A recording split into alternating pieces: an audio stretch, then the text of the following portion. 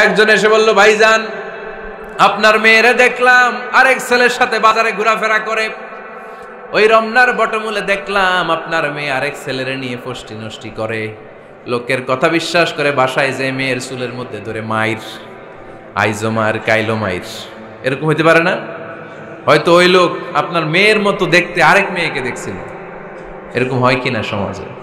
একজন এসে বললো, ভাই আপনি এখানে ভাবিরও তো দেখলাম ওই জায়গায় আরেক লোকের সাথে ঘোরাফেরা করতেছে, খবর রাখেন না বাসা? আপনি রেগে মেগে, ঘটনা কি? আমার খেয়ে আমার পরে আরেকজনের সাথে, যে এই বাড়িতে যে মায়ের কোনো কথা নেই। দেখবেন যে ছোট্ট মারামারি থেকে এই ঘটনা অনেক সময় বিচ্ছেদ বা ডিভোর্স পর্যন্ত গড়ায়, ঠিক কিনা? ওই যে শোনা কথায় কান দিচ্ছেন, ফাতাবাইয়ুন, আপনি চেক করেন নাই।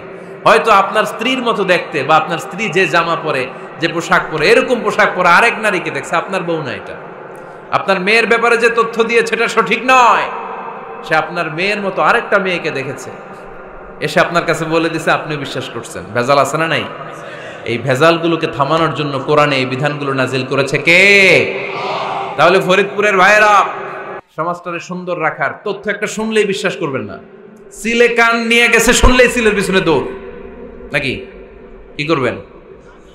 আগে কানে হাত দিয়ে একটু দেখবো কান দুইটা আছে না নাই, তারপরে চিলের পিছনে দৌড়াবো। তাহলে এখন থেকে আমরা তথ্য একটা শুনলেই বিশ্বাস করব। তাহলে কি করবেন? বলতে হবে কি করবেন? যাচাই বাছাই, জাস্টিফিকেশন অফ দ্য নিউজ।